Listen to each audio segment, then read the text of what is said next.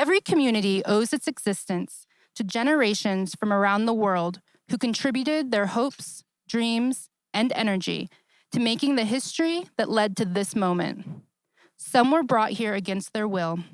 Some were drawn to leave their distant homes in hopes of better lives. Some were forced from their homelands, and some have lived on this land for more generations than can be counted. Honoring truth is essential to building a just and equitable world. While acknowledgement is important, it is only a beginning. We acknowledge the Piscataway people on whose ancestral lands the American Alliance of Museums office is located. Denver, the city we celebrate during this annual meeting, is the ancestral homeland of the Cheyenne, Arapaho, and Ute nations. We also recognize the 48 contemporary indigenous tribes and nations who have historically called Colorado home. Please take a moment to consider the many realities of violence, displacement, migration, and colonization as we gather together here today. We must hold ourselves accountable for the necessary work to uncover truths in the museum field and beyond. And now, please welcome the co-chairs of this year's local host committee, Gary Steuer, DiPrince, and Joyce Tsai.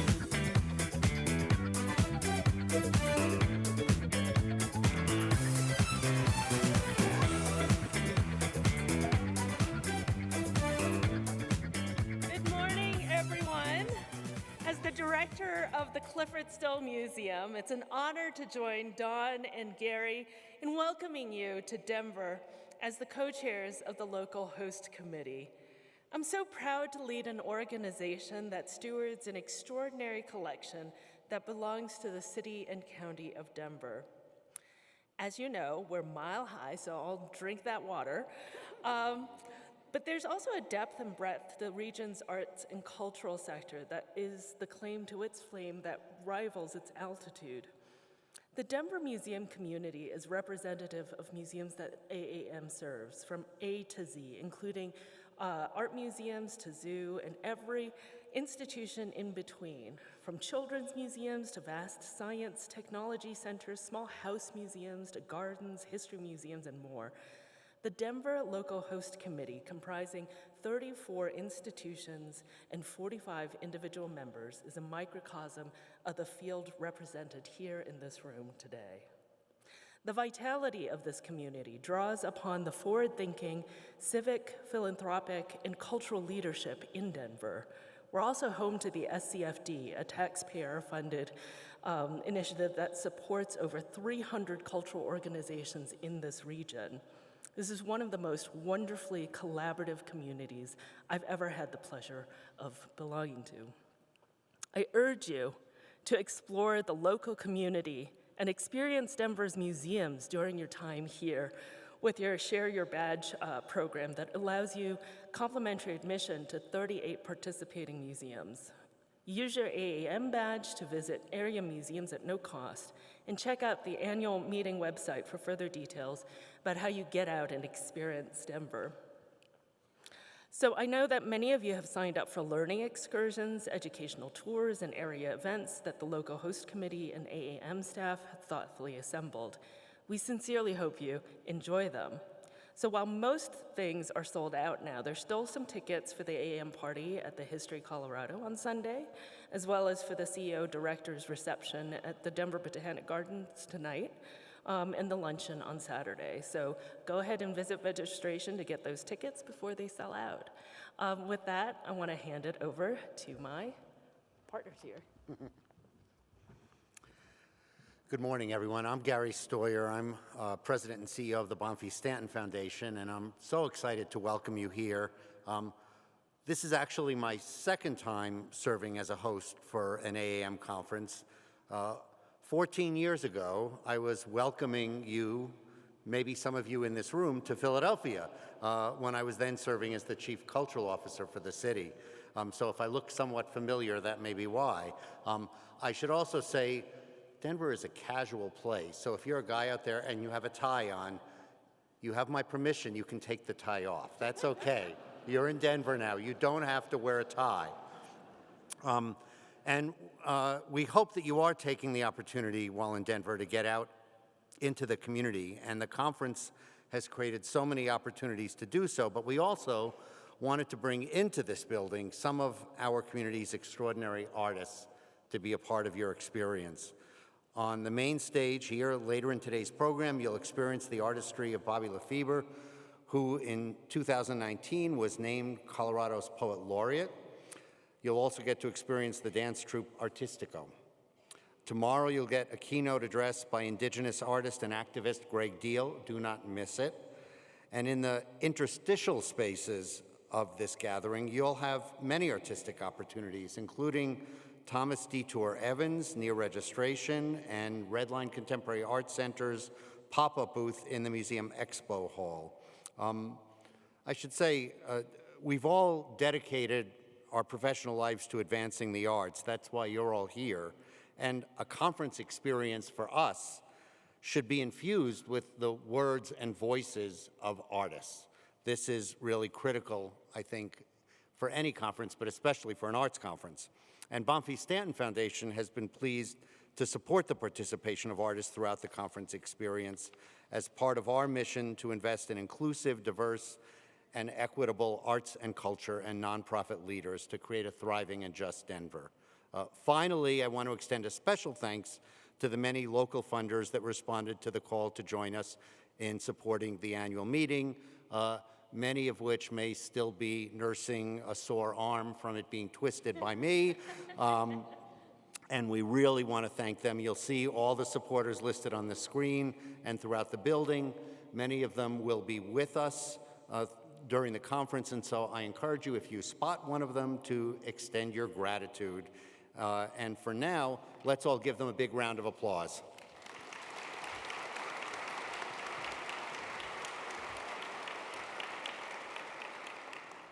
Good morning and welcome to our beautiful city and our beloved Colorado.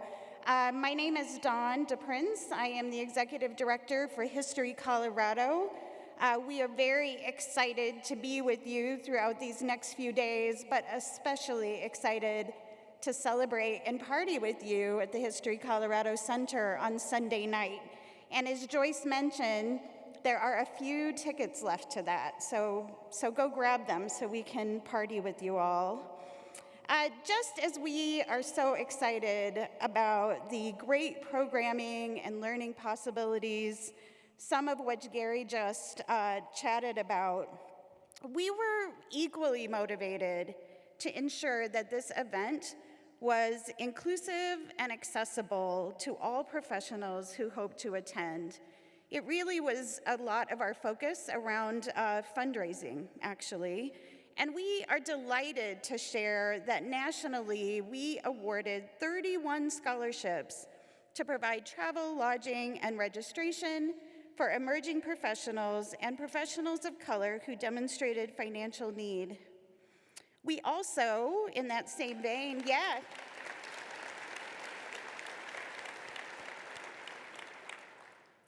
And in that same spirit, we offered a deeply discounted registration program supporting more than 40 additional registrations who met similar criteria.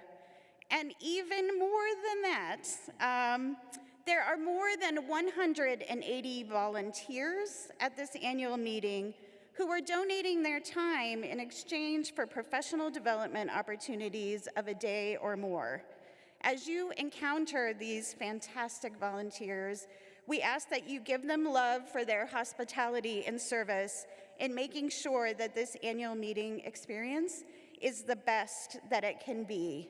And thank all of you. Now we have a special word, speaking of generosity, from Urco Lighting. They are the generous sponsors of this morning's opening general session. Good morning. My name is Rich Fisher, and on behalf of Urco Lighting, I would like to welcome you to the 2023 AAM Annual Conference and MuseumExpo. As always, the program is full of exciting learning opportunities and seminars. We are thrilled to be part of the MuseumExpo in booth 403 and given a presentation on Saturday titled How Light Impacts the Visitor Experience. I'm going to take this session to talk a moment about that presentation. Starting outside, exterior lighting helps establish your building's presence in the community. Light reveals the architectural form, but also gives a sense of welcome and safety to visitors approaching and exiting in the evening hours. Smart use of color can also help with cause awareness campaigns. As you move inside, the visitor experience is guided by light. Accenting and wall washing provides highlight and ambient, telling me where to go and what's important in the room. The ticket counter, visitor service center, the retail shop, and most importantly, how to get to the galleries. But it's once inside the galleries that the future gets very exciting. Light becomes a tool to broaden, not limit, your exhibition design process. At ERCO, we take that challenge seriously, and over the last 3 years have released 4 new fixture families, outpacing our competition in this market. Those tools, with their flexible platforms, allow you to shape and manage the light in ways you could not before in the past. This innovative approach will allow you to create exhibits that engage with your visitors in ways never before imagined. We invite you to join us in booth 403 to share in this excitement. And don't forget, tomorrow, 5 p.m., during the MuseumExpo happy hour, how light impacts the visitor experience. Thank you, and look forward to connecting with you at this year's conference. And now, please join us in welcoming Chevy Humphrey, Chair of the AAM Board of Directors.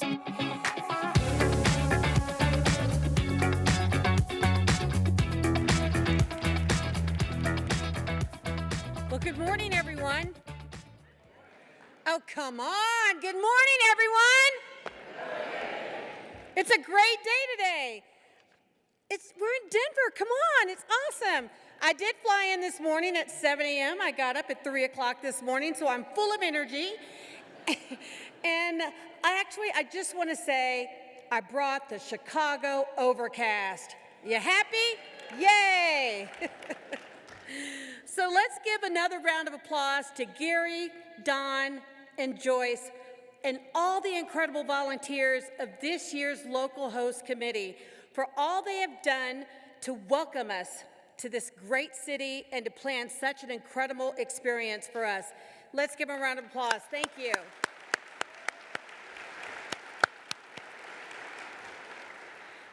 On behalf of the AAM staff and board of directors, I also want to extend my sincerest gratitude to each of you in this room for joining us here in Denver. We are so happy that you are here and so looking forward to the next few days of learning, inspiration, and connection with each other. Thank you for being here. It is truly an honor to be with you all this morning to officially kick off the 117th AAM annual meeting in MuseumExpo. This is a particularly meaningful moment for me, as this is the conclusion of this conference, also marks my conclusion of my term as chair of the AAM Board of Directors. When my term began in May 2019, I could have never imagined how suddenly and drastically our world would turn upside down just a few months down the road. My term as board chair coincided with a period of unimaginable loss, uncertainty, and disruption.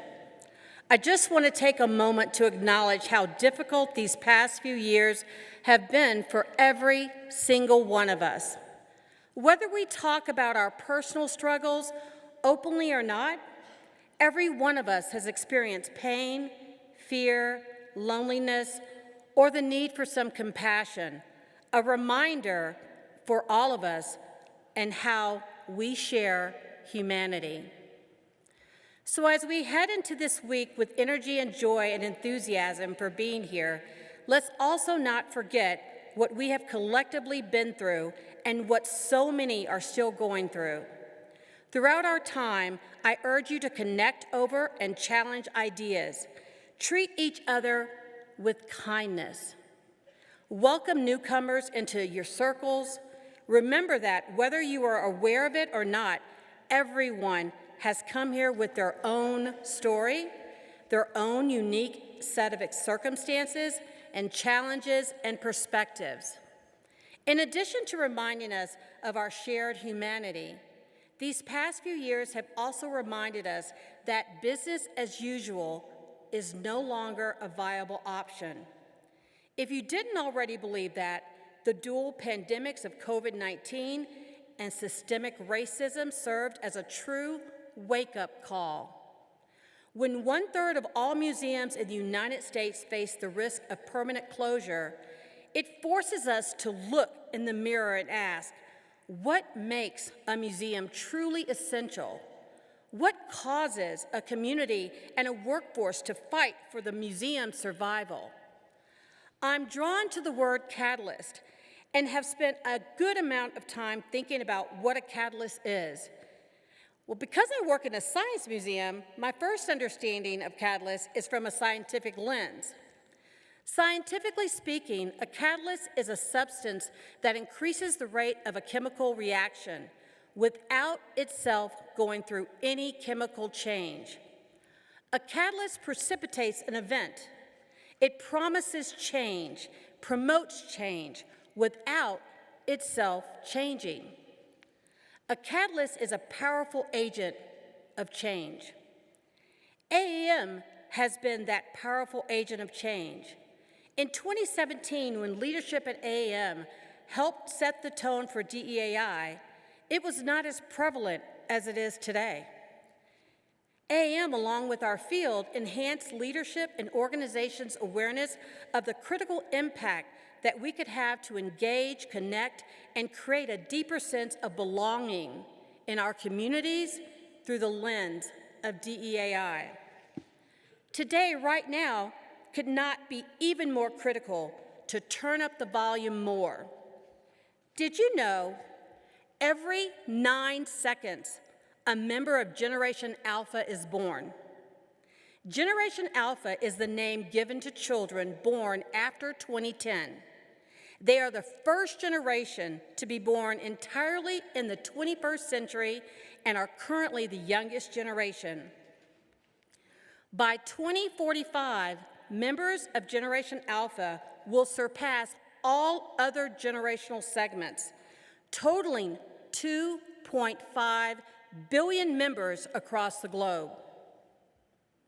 Census projections suggest that by 2045, the United States will be a white minority country.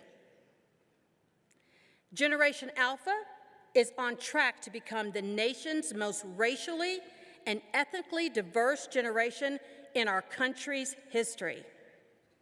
We can't assume that what satisfies the expectations of our guests today will satisfy Generation Alpha. This is not a future challenge, it's a today's challenge, and here's why. The ROI, the results, outcomes, and impact that most of us use for new programs or exhibits is based on a 20-year life model. That means that you are creating experiences right now for future generations. Can you believe that? Right now, 20-year model. That means we are creating experiences right now for Generation Alpha adults that are being born today, like my grandson, who I FaceTimed at 3 weeks, who was born 2 months ago. He is Polish, he is Black, he is Native American, he is Irish, and if I do say so myself, he's quite adorable. So if you aren't thinking about the changing demographics in this country and what your communities will look and act like in 20 years, then what programs or exhibits you are creating now for 2043 and beyond, we might be already out of date. At our best, our museums are vital and beloved by our communities and serve as safe, joyous, and healthy places and workplaces for people. Museums enrich education systems, strengthen social cohesion, improve well-being, and so much more. We bring a sense of belonging to our communities. This is what we mean when we talk about the social and community impact of museums. It's how we, the people who work in and with museums, can change lives in a positive way. So the question is, how can we harness this power to foster thriving, relevant museums that community members know are essential. Just as museums are grappling with the questions, so too is the American Alliance of Museums. The strategic framework we created during the pandemic calls for deep introspection, active and inclusive listening, and bold steps to ensure a relevant, responsive, and inclusive alliance that meets the evolving needs of our museum community. I'm particularly proud of two efforts we've announced just this past year in support of this strategic framework. And I'd like to thank Devin for chairing this committee. So stand up, Devin, let's give you a round of applause.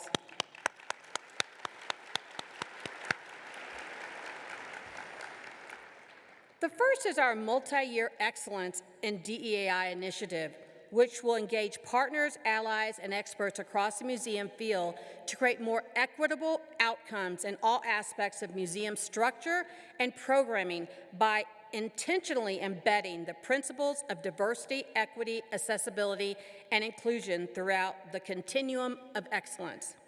This includes revising the Code of Ethics for museums, core standards, accreditation, and other excellence programs, making the first update to the field-wide standards in 20 years.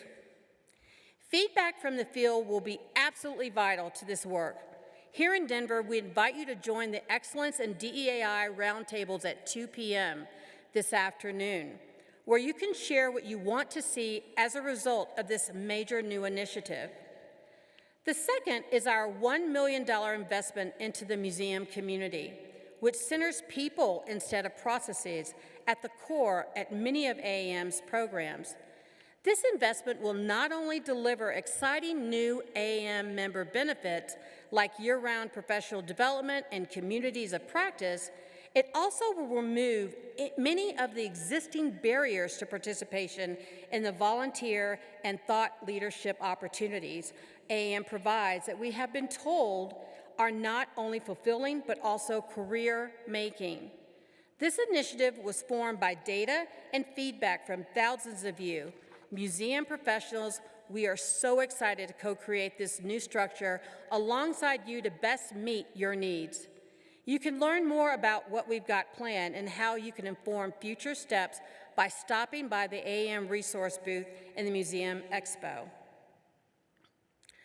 Before I introduce our amazing President and CEO, I want to welcome 3 incoming AAM board members and our incoming class of board officers whose terms will begin at the conclusion of this meeting.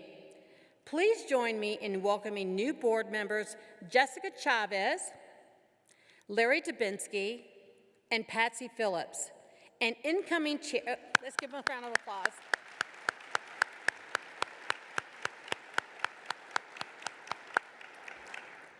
And incoming chair, Jorge Zamanillo, vice chair, Nathan Ritchie, and treasurer, Devin Achman. Could you all please stand?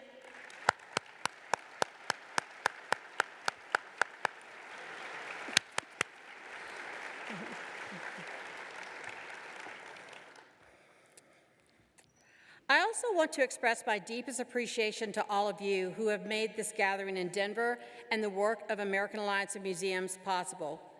Firstly, thank you to AAM's incredible board of directors, including those whose terms end at the conclusion of this conference. But first, I'd like to have every board of director please stand so that we can give them a round of applause.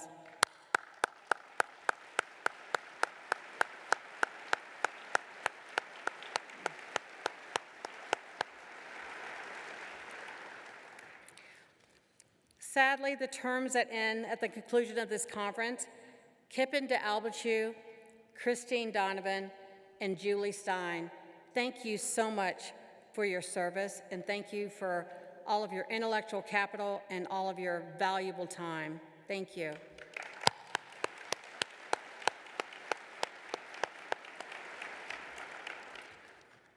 Thank you to AAM's dedicated volunteers who provide invaluable networking opportunities, who share your expertise and ideas on panels and through AAM resources, and who are working throughout the next few days here in Denver to help make this wonderful experience for everyone. Thank you to our generous sponsors, vendors, and exhibitors who are so critical to the work we do. Thank you to the workers of the Colorado Convention Center, our host hotels, and our host museums for everything that you do to make our convening possible. We see you, we appreciate you, and we are grateful to you. Thank you again to the dedicated Denver Local Host Committee for your thoughtful planning and warm hospitality. And thank you to the talented AAM staff, almost all of whom are here this week wearing their staff badges and ready to help. I'd like to give the AAM staff a big round of applause.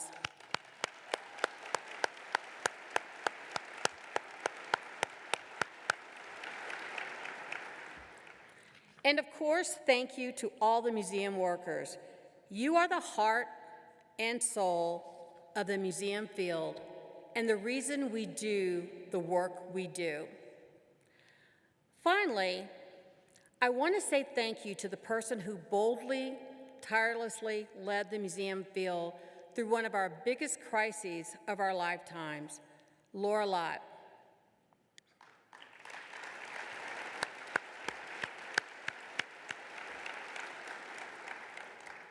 Over her 13-year tenure with AAM, Laura created a stronger, more inclusive, and more relevant alliance for our field. She fiercely led our alliance to save thousands of museum jobs with an unprecedented $3 billion in federal relief funding during the pandemic, as well as through fighting off numerous threats to eliminate the federal cultural agencies. She developed and implemented 2 incredibly strong strategic plans centering equity and excellence that have made tremendous impacts in our field. As many of you have heard by now, Laura is joining the National Gallery of Art this summer to lead their operational architecture and sustainability strategy. I'm personally still not speaking to Kaywen, but that's personal. But no, we are so excited for Laura and her new venture, and we are just so grateful that she led us through these times and the work that she's done. So please join me in congratulating her, and for her last time to be on this stage as American Alliance of Museums President and CEO, please welcome Laura Lott to the stage.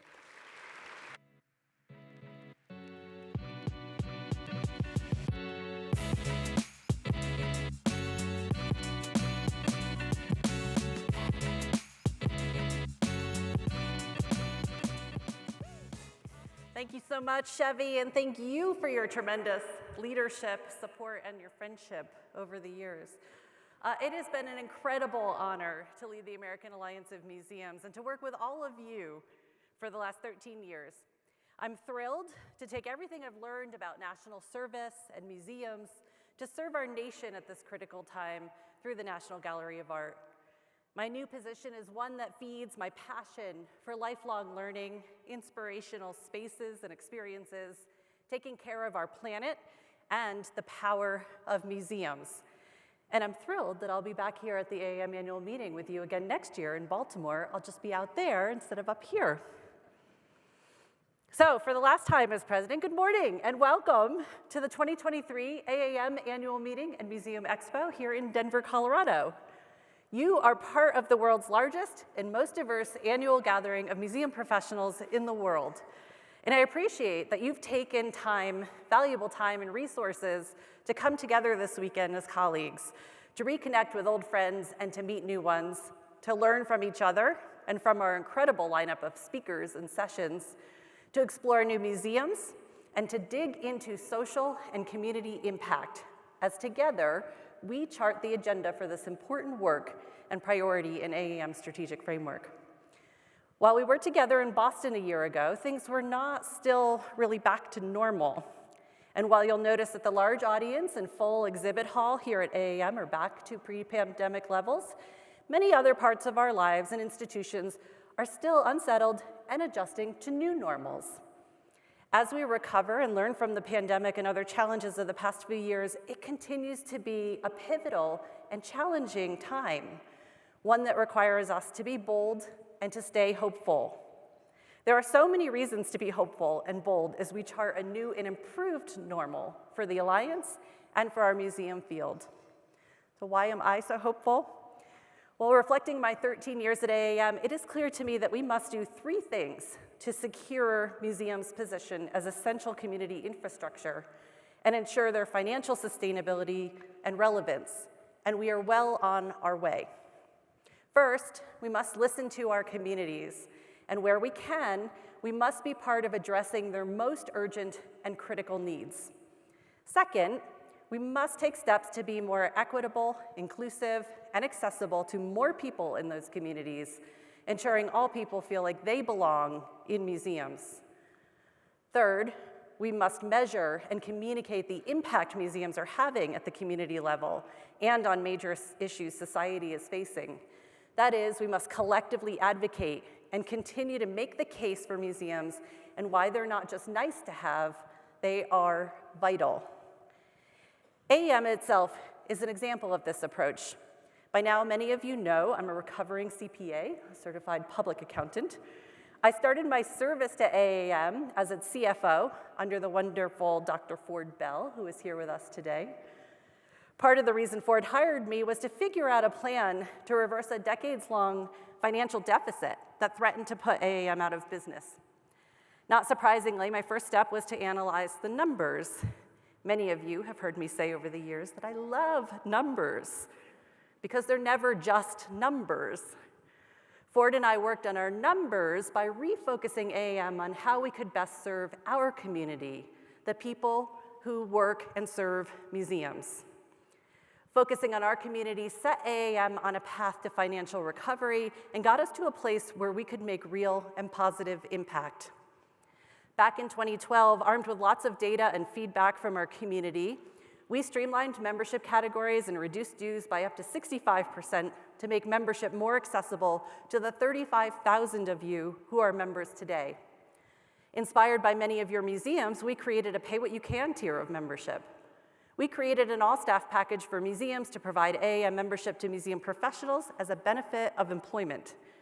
We built a continuum of excellence to offer multiple and more flexible pathways for museums of all types and sizes to pursue the highest standards and to be recognized by their peers. And we added many benefits by and for museum professionals. We provided a new online community, Museum Junction, and a robust content strategy of blog posts and publications on the AAM website, just to name a few. Not only did AAM change its middle name, we changed our DNA to become a true alliance. We moved from thinking of ourselves as a single authority to becoming a platform for many different perspectives and ideas. We reinvented ourselves relentlessly focused on our community, and in the following few years, we welcomed 70% more members, became more relevant, and balanced our budget. Of course, AAM needs to continue to grow and evolve. As you all know and experience in your own organizations, rethinking decades-old structures is a crucial part of staying relevant and efficient, and it's vital to our ongoing work to center equity. We need to innovate new programs and formats based on our community's rapidly changing needs, and those programs need to include more of you. This is difficult work, but it is necessary work. And it's why AAM is investing millions of dollars into the museum community, to deepen your ability to connect to each other, to expand professional development programs, and to broaden access to opportunities to volunteer and contribute thought leadership to our field. Once again, we are inspired by you and the ways that you are evolving and helping to address your community's most urgent and important needs. This was never more evident than in the past 3 years. You, museum professionals, despite the uncertainty and hardships that hit museums and all of us at the beginning of the pandemic, you stepped up to prioritize your communities to make a positive impact. Museum professionals leapt into action to round up and donate PPE to hospitals, to feed hungry community members and nourish their minds with content, science kits, and virtual field trips and the like. You helped museums serve as physical classrooms for the children of first responders and other caretakers who had to go to work when schools were still closed. You stepped up to be trusted sources of information on COVID-19 and to hold vaccination clinics in your neighborhoods surrounded by art sometimes. Many of these programs were supported by our Communities for Immunity partnership with the CDC, IMLS, the Association of Science and Technology Centers, and many other partners. Congratulations and thank you to all of you who stepped up to serve your communities in new ways. I'm hopeful for a future in which these efforts are the norm for all museums, not only in times of global crisis, but every single day. I'm hopeful because I see museums evolving to better serve their communities by embracing the incredible responsibility that we have as the most trusted institutions in society today. That public trust means that museums have an obligation to tell inclusive stories, to ensure that many different kinds of people feel like they belong in our museums. The information we choose to share with our visitors, the stories we choose to tell and not tell, the communities we invite in and go out to have real implications on the public's trust. We also have to ensure our internal museum cultures are inclusive, that museum people represent many different perspectives and lived experiences, from our volunteers to our staff, to our leadership and our board members. This is what our DEAI work is all about, and it's why it's integral to museum excellence, to our relevance to our communities, and to our sustainability. Building on the decades-long work of many people 6 years ago with the leadership of Dr. Janetta Betch-Cole and support of AAM's first Chief Diversity Officer, Dr. Nicole Ivey, we convened a group of DEAI leaders from the field. Again, to start by listening to our community, those who had been working on DEAI in museums for years, about why museums hadn't made more progress. One of the group's strategic insights was that we needed to make systemic change. It became clear that we needed to look at integrating DEAI into the standards and best practices of excellent museums. While you'll never hear me declare mission accomplished, I am pleased that that systemic change is well underway. This work that started years ago is recently bolstered by recommendations from an AAM Excellence in DEAI task force, chaired by Smithsonian Secretary Lonnie Bunch and Elizabeth Pierce, CEO of the Cincinnati Museum Center. The report identifies measurable key indicators of a museum's progress in 4 core areas of DEAI work. Systemic change is also underway thanks to cooperation and support from AAM partners, including the Black Trustees Alliance, Museum Hue, and others over the last 8 months who have helped solicit feedback from museum professionals across the sector. Once again, our strategy and our progress is the result of your participation and your voices. The work continues this week, as Chevy mentioned. We're also looking for new ways to partner, to gather our community's ideas and help turn those ideas into action. At this meeting, I'm excited to share the launch of the Standards for Museums with Native American Collections, adopting the national core standards to reflect the needs, values, and goals of Native communities. You can learn more about this important inclusion initiative at a session tomorrow morning at 11:15. That session immediately follows tomorrow's keynote by artist and activist Greg Deal of the Pyramid Lake Paiute Tribe, joined by an incredible group of panelists who will delve more deeply into the importance of incorporating Indigenous voices, perspectives, and works in museums. The group of professionals that led the development of the Standards for Museums with Native American Collections in consultation with AAM was inspired by the welcoming guidelines developed by our LGBTQ Alliance. And the Latino Network, with the Latino Network, we've also published strategies for engaging and representing Latinos in museums in recent years. And beginning this year, we will revisit the core standards themselves, supported by a 3-year national leadership grant that will result in an updated and more human-centric and inclusive code of ethics, DEAI-related requirements for core documents, and revised and new standards that center equity. This makes me hopeful. The future of accreditation, the gold standard for the field, is one in which an unwavering commitment to DEAI and measurable action is the expectation of an excellent museum. The systemic change is essential work because museums cannot maintain their public trust, cannot maintain support from an increasingly diverse and skeptical public, and cannot be financially sustainable, and cannot develop and retain the necessary talent if we are not centering equity in everything that we do. We must continue to evolve with our communities and to demonstrate our impact and what museums mean to people. We know this because of the threats we faced before. You might remember the dark time a few years ago when our country's former president started to attack the federal government agencies that support arts and culture. He called for the elimination of IMLS, NEA, and NEH. I was optimistic that Congress wouldn't let that happen, but it was a very scary threat. As an alliance, we fought back hard, yes, using the power of numbers. In 2017, AAM released the field's first ever economic impact report with Oxford Economics and the Mellon Foundation. The numbers surprised everyone and exceeded even our largest estimates at the time. Museums contribute $50 billion to the US economy every year, and our industry supports 726,000 jobs. But here too, the numbers, these aren't just numbers. The message is larger than the numbers themselves. The message is that museums aren't just recipients of government and philanthropic dollars, they are also economic engines. They positively and tangibly impact the economies of communities, large and small, urban and rural, everywhere in the nation. This was news to many decision makers, and this news helped us ward off the attacks on arts and culture. We also found surprisingly good numbers in our public opinion polling thanks to Wilkening Consulting. We found that 96% of the public doesn't just love museums, they support federal funding for museums. It doesn't matter their political persuasion, if they live in rural or urban communities, or even if they go to museums. 96% of the public wants museums to be funded in their communities. Now I ask you, what else does 96% of the public agree on these days? And much of that public does go to museums. A brand new study this year confirmed that more people still visit art museums, science centers, historic houses or sites, zoos, and aquariums than attend all major league professional sporting events combined. Yeah.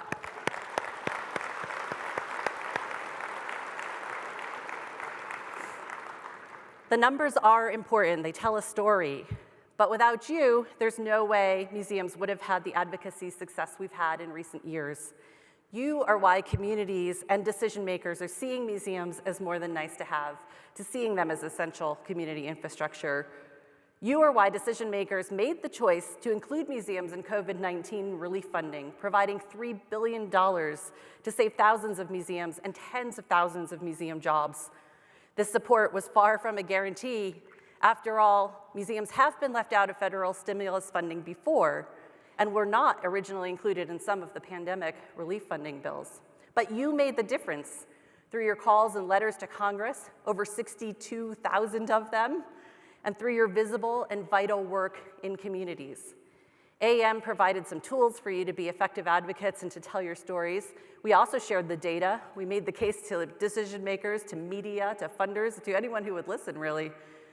We reminded them that when it was time to recover and rebuild, museums needed to be there in communities as places of respite, providing opportunities to reflect, to process, to transcend our current challenges.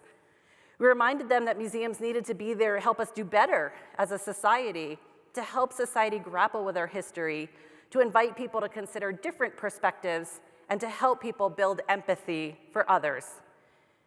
We reminded them that museums were needed to help give people hope for the future, to remind them that humankind has endured tough times before, to inspire communities to build a better future, and to nourish people's minds and spirits, and their relationships with each other. These are all wonderful sentiments that fill me with hope, and we must keep going to strengthen them further. Just like with our economic engines and public support research, the first priority in AAM's current strategic framework calls on us to get more sophisticated at quantifying and sharing museum social and community impact. We cannot just report on how many students come through the door or click on a museum website, but why it matters and how museums make a difference in the world. There is support for this at the highest levels of federal government. We're seeing museums increasingly embedded into policies and programs that address core social and community issues. Just a few months ago, President Biden issued an executive order that stated museums are, quote, essential to the well-being, health, vitality, and democracy of our nation. He called museums the soul of America, reflecting our multicultural and democratic experience. He said they further help us to strive to be in the more perfect union, to which generation after generation of Americans have aspired. Wow, this beautifully captures the power of museums and directly reflects the talking points that we, as a field, have continued to reiterate. Echoing AAM's own messages, a multi-agency work group on recovery and resilience, including IMLS, called for museums to be integrated into strategies, policies, programs, and funding across the government related to health and well-being, education, childcare, and civic participation, just to name a few. The White House recently called on museums specifically to help stem hate-fueled violence in their communities. Our collective advocacy that museums have much to offer and a crucial role to play in rebuilding our nation is being heard. Museums are being called on to help address the most pressing issues of our time. All of this recent White House and congressional support is not a coincidence.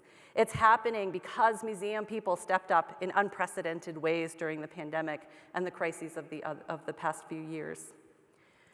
With the public support and trust museums hold and the power you all have within your communities, you can make sure that museums are cited in future history books as leaders in bridging the major divides in our country, combating hate and misinformation, and helping communities build better futures. This makes me hopeful, and it calls on us to be bold as we navigate the next steps in our institutions and collectively as a field. How will you and your museum answer the call to be more integral to societal issues, more embedded in your communities? How will you know you're having an impact, making a positive difference in the world? And how will you share that story of impact with others? Those are three of the questions I hope you'll carry with you throughout the next few days and into the months and years ahead. This, I believe, is the next frontier of museum work, and it needs all of you. And so as I wrap up my remarks, I need to share some notes of gratitude. I first want to thank you. I have had the honor of visiting hundreds of museums during my time at AAM and to meet literally thousands of museum professionals. I even shadowed some of you as I began my tenure to learn about museum work, taking tickets, tending the chickens, organizing collections. I met some of the hardest working, smartest, most passionate people I've ever met at all levels of museums. This alliance is only as strong as its community support, and that includes our partnerships. I want to thank the Museum Store Association for joining us again this year, and thanks to all our allied museum associations at the national, discipline, regional, and state level, and my counterparts at each of them, with whom I've been privileged to call partners and friends. Any nonprofit organization is also only as strong as its board, and AAM is led by an incredible board, one that gives selflessly of its time, talent, and treasure, and a board that has fully supported me and the staff in innovating and in taking risks to build a stronger, more relevant AAM. I also want to echo Chevy's thanks for the AAM staff.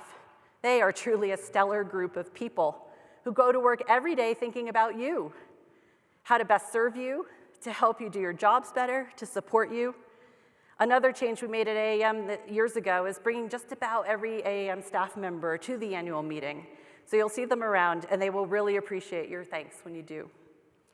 This group will be led by the amazing Brooke Leonard as interim CEO. Can we give Brooke a shout out?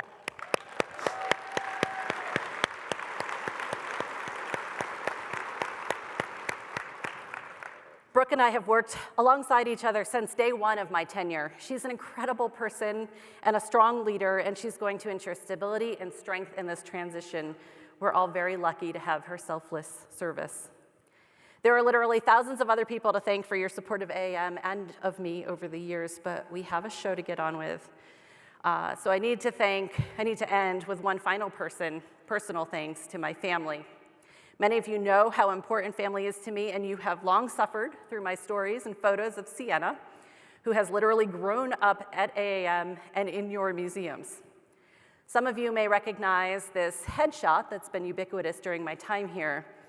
Well, it's time you know the rest of the story.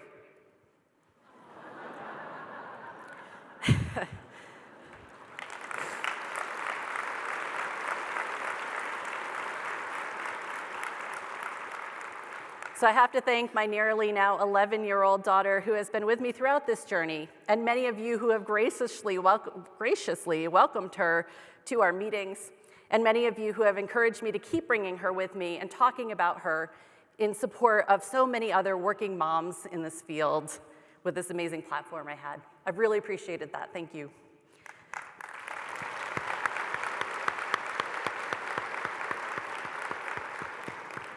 You will see Sienna exploring the exhibit hall and the incredible museums here in Denver over the weekend. Perhaps less visible, he's usually on the other end of the camera, has been my husband, Steve.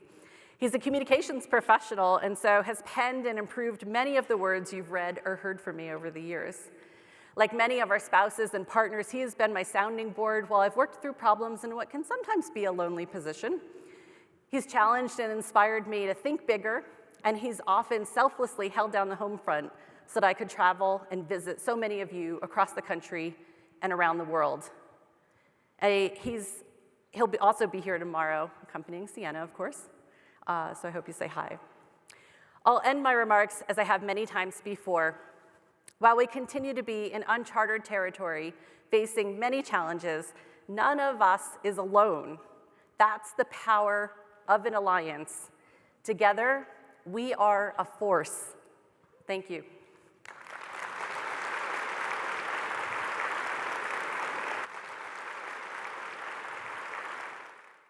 Thank you, Laura. And you're not going too far because you're going to be a member, aren't you? All right. It is now my honor to acknowledge the individuals, programs, and institutions recognized this year by the AAM Board of Directors for their leadership and excellence within the museum field. Their awards will be presented during a special ceremony at the Excellence Reception tomorrow evening. Please hold your applause while I announce this year's honorees. Receiving the Nancy Hanks Memorial Awards for Rising Stars are Xiomara Blanco of the Historic New Orleans Collection, Lori Garcia of the Holocaust Museum, Houston, Jeremy Hoffman of the Science Museum of Virginia, and Nicholas Martinez of the American Museum of Natural History. I'd also like to honor Brooke Minto of the Black Trustee Alliance, from the Johnson County Museum, the special exhibition, Red Line, Cities, Suburbs, and Segregation, from the Nelson Atkins Museum of Art, the 5-episode podcast, A Frame of Mind, from the Exploratorium, the program Stars, Striving for Trans Inclusion and Anti-Racism in Science Learning, the staff and board of the Children's Creativity Museum in San Francisco, and the staff and board of the Fraser History Museum in Louisville, Kentucky. I'd like to ask all the honorees to stand, and please join me in congratulating them for their incredible work, which we can learn more about at AAM's website.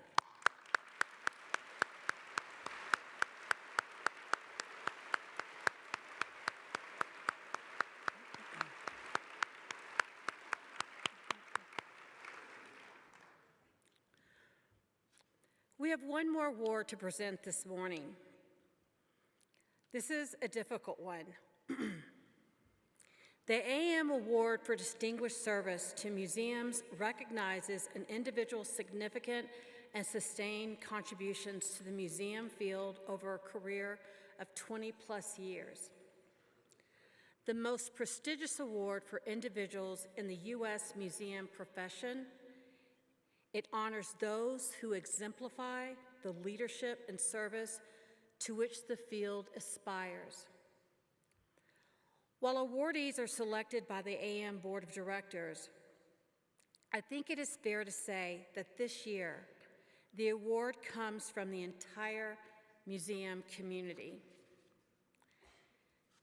This year, it is with a full but heavy heart that we recognize the incredible work, impact, and legacy of Cinnamon Catlin Lugatko, late director of the Illinois State Museum and former AAM board member, and former friend. There are few who are as deserving of this honor as Cinnamon. She truly exemplified the best of our field has to offer. Cinnamon used her voice and her power to challenge the status quo and inspire us to do better. She was a true leader, a very generous mentor, and a caring friend to so many of us. She brought joy, light, love, and laughter into the lives of everyone she met. Cinnamon was so loving.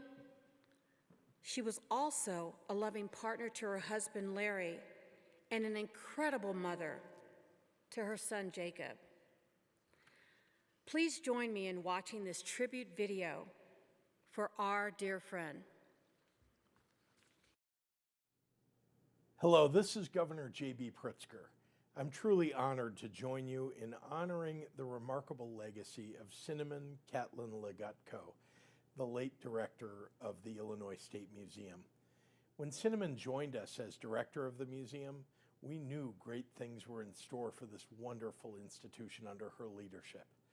As a nationally regarded expert on decolonizing museums, Cinnamon generously shared her expertise, her wisdom, and her profound regard for diversity, equity, and inclusion. Under her watch, museum exhibits became more inclusive and representative of the people of the great state of Illinois. Children visiting the museum are now able to see people who look like them represented in exhibits. As a proud member of Generation X, Cinnamon helped set in motion the nation's first museum exhibit about this often overlooked generation of adults who came of age in the 1970s and 80s. It's been an incredibly popular exhibit, thanks to her commitment to ensure the Gen X story was told. Cinnamon's moral compass always pointed due north, and she was driven by an innate desire to make the world a better place and ensure the past is portrayed accurately. She challenged us in ways that opened our eyes and made us want to do better for the people of Illinois and everywhere. We miss her, we thank her, and may her memory be a blessing. Good morning. I'm Larry Legutko. I'm Cinnamon Catlin Legutko's husband. On behalf of Cinnamon, I would like to thank the AAM board and the AAM membership for this award, recognizing Cinnamon's contribution to the museum field over these past 25 years. I would like to say a few things about her relationship to AAM. It was one of the most important relationships she had professionally. Through AAM, she built lifelong professional relationships, and her larger-than-life personality allowed her to build lifetime friendships as well. AAM also provided Cinnamon with the ability to test out her ideas, to be challenged by other professionals, to challenge other professionals in a way that allowed her to grow into the professional that is being honored here today. Again, on behalf of Cinnamon, my son and I would like to sincerely thank the AAM board and the membership for this. Thank you so much. Cinnamon Catlin Legutko was a brilliant museum leader and visionary and a loving force for good in the world. Cinnamon Catlin Legutko was a freedom fighter. She was an influencer and passionate about lifting up the decolonizing movement in museums. Cinnamon lived a life of extraordinary moral and historical clarity. If I had to say one word that describes Cinnamon, it would just be badass. She made everyone feel like they were her best friend. Cinnamon was inclusive, and she had a fierce commitment to access that was an inspiration. How would I describe Cinnamon Catlin Legutko in a single sentence?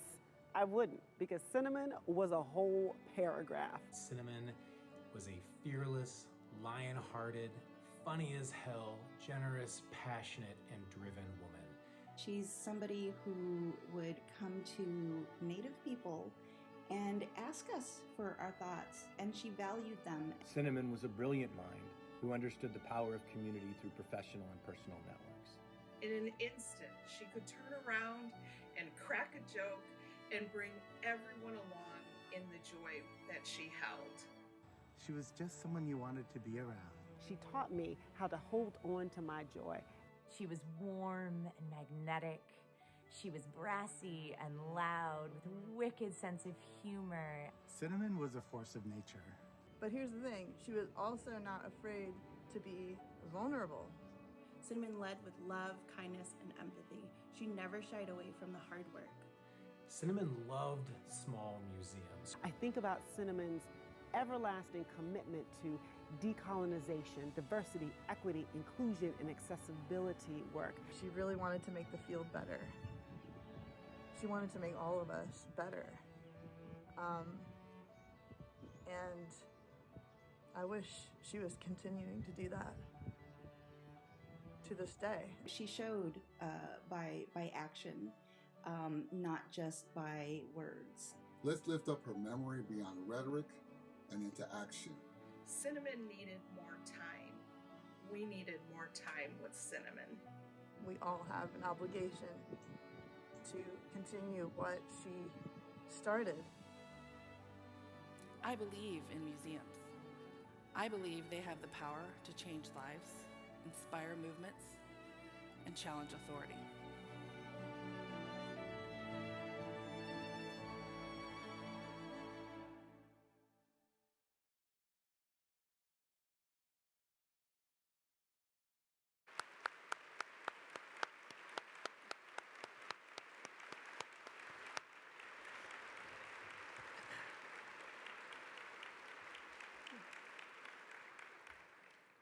It is my honor to present the Distinguished Service Award on behalf of the museum community to Cinnamon's spouse, Larry Legutko.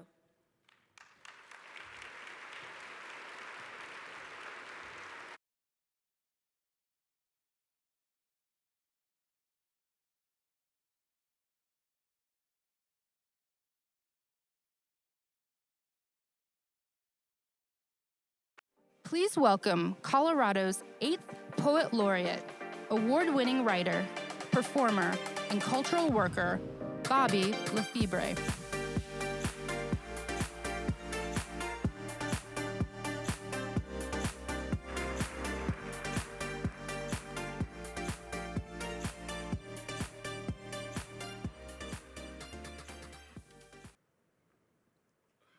There is something about the way the blood maneuvers inside of us, the way it pulses and courses through these veins, how it finds a way to exit the body and glide onto the canvas.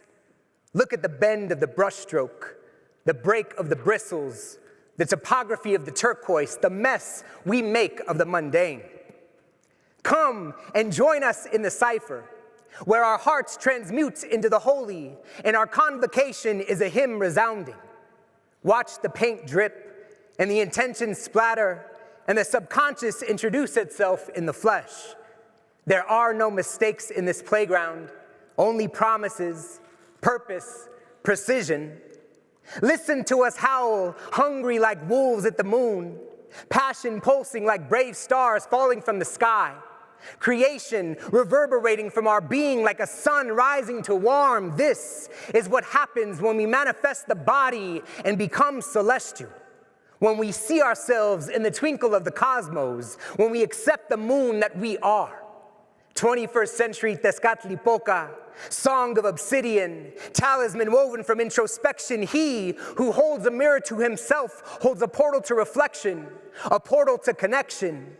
We are all one, my relatives. In lak ech, tú eres mi otro yo, you are my other me. Look upon my likeness and see yourself. Fear not of all the ugly or the beauty exploding like fireworks from the palette. We are not afraid to stand naked in the wind, to cut ourselves open and spill onto the land.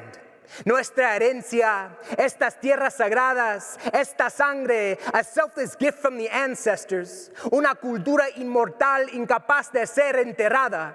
Look how yesterday morphs into today, the way our roofs around us like famine. We sit in the shade of our family tree, todos somos flores, fragrant and full of life. We are the cosecha, the harvesting and sharing of fruit grown from seeds they could not kill. With these gifts I too give. We, the lucid dreamers, the carvers of new codices, rewind, play, fast forward, play, rewind. Time is tenseless, tenseless is time. Where there is no beginning, there can be no end, only arrivals and departures. We are always coming and going, kaleidoscopic color wheels liberating us from the paradigms of white spaces. Past lives, right nows, and imagined futures are one. This remix, this rewinding, this cultural conjuring, b-boy beginnings, air behind the windmill spin, tracksuit Xochipilli, culture bearer of the boom bap, inventiveness, the scratch of the needle on vinyl. I never knew a love like this.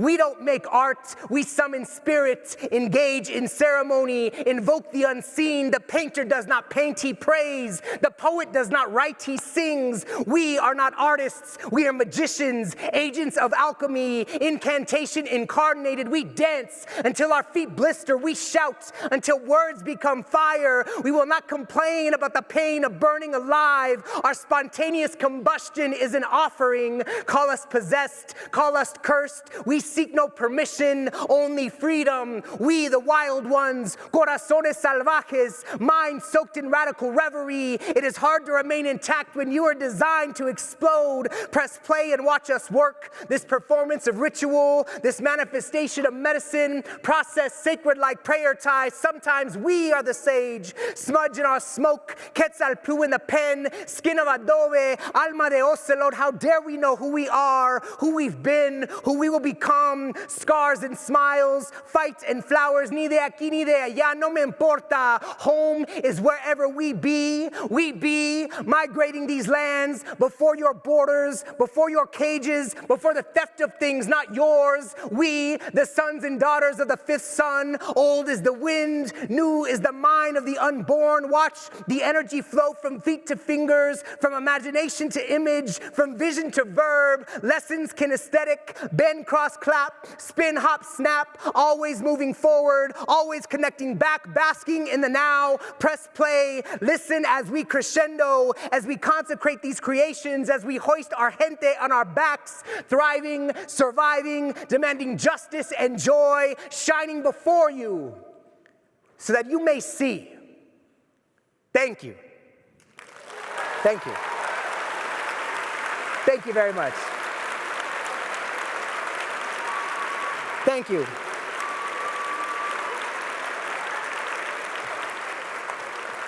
Thank you very much. And now, it is my great honor to introduce you all to my friends and colegas, artists and culture workers who proudly promote Latinx culture and history through dance, Artístico.